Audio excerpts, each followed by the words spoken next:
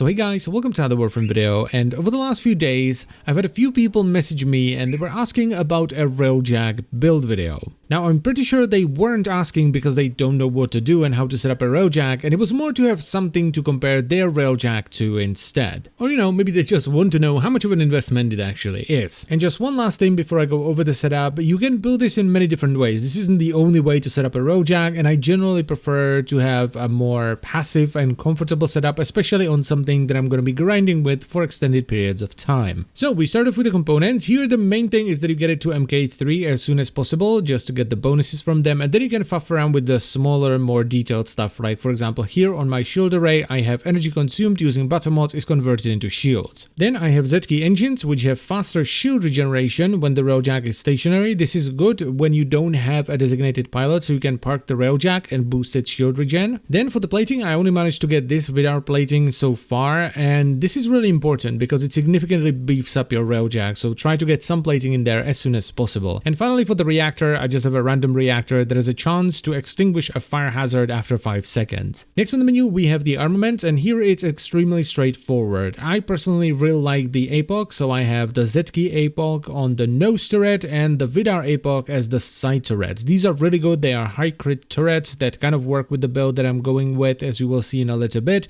and they seem to shred both Corpus and Grenier ships really fast. And then I also have a Tycho Seeker because, well, you kind of have to have something in there, right? It doesn't really matter what you put in there. Now for the Plexus, I'm running, I do believe, a 1 Forma setup, which is a V, and it's a pretty straightforward setup that's not too expensive. So we started off with Ironclad Matrix. This adds a bunch of hull, armor, and shield stuff. Then we move on to Hyperstrike for turret damage, Section Density for turret crit damage, Predator for turret crit chance, and it all kind of ties together with Fortifying Fire so that we replenish shields on a crit. Then I ended up going with Ordnance Cheap Shot, so there's a 60% chance my Ordnance doesn't consume the ammunition, which is quite nice. Conic Nozzle for just some generic speed, Ion Burn for more boost speed, and then Cruising Speed for essentially double speed when there are no enemies within 3 kilometers of me. This is generally here for the end of the mission when I'm flying to the bonus objective or I'm picking stuff up, and I actually used to run a Revo Reducer in there, but I decided to drop it because I'm running an engineer now. For the battle avionics, I have Munitions Vortex, Particle Ram, and Void Hull. This is just a nice combination of stuff.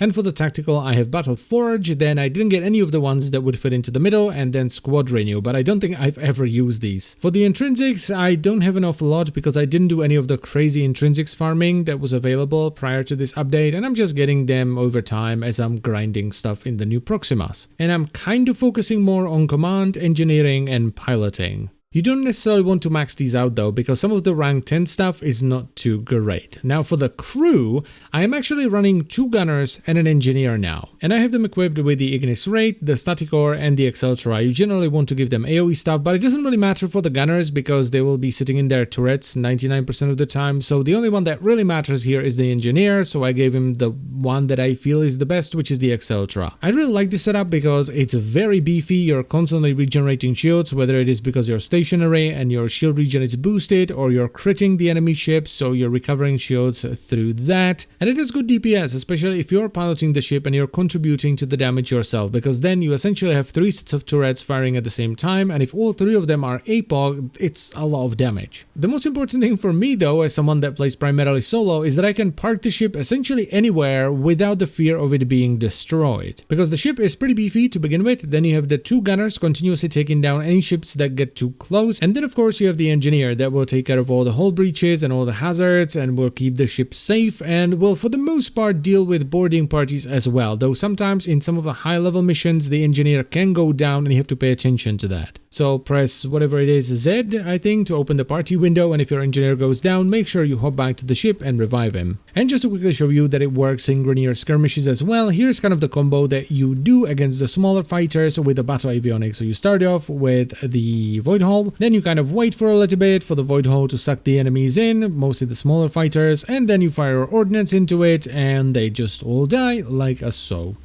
So yeah, it's pretty good. And that's kind of all there is to it. Now please bear in mind that once again this isn't the only way to build your Railjack, so please experiment with different weapons and different mods and different setups and crew and all that kind of stuff and find what you like the most. This is what I like and it seems to be pretty effective. So as always guys, I thank you very much for watching, I hope you've enjoyed the video and I will see you next time. Bye bye.